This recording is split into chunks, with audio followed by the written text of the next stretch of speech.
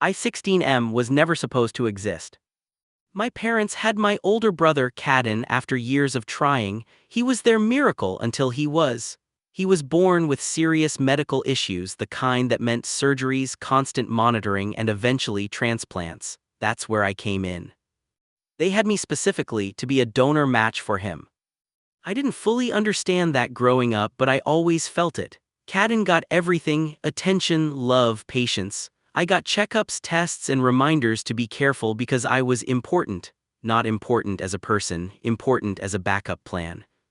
When I was around 10, doctors said Caden was stable. For the first time, it seemed like he might not need anything major from me. You'd think that would have meant things got better between me and my parents, but it didn't. It just meant I became invisible.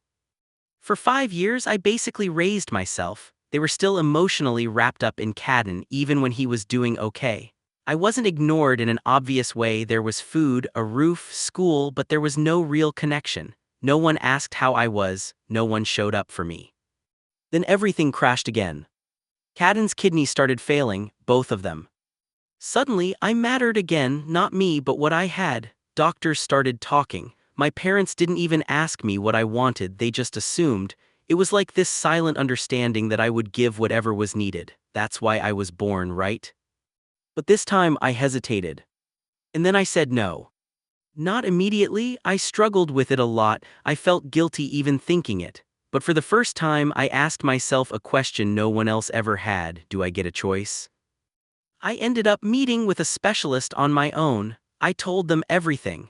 They helped me understand my rights, and eventually I was legally separated from my parents' medical control over me. They couldn't force me to donate anything. When I officially refused, everything exploded. My parents called me selfish. My extended family somehow got involved and my phone wouldn't stop buzzing. I've been called every name you can think of: jerk, monster, failure of a son. They say I'm choosing my life over my brother's. And yeah, I guess I am.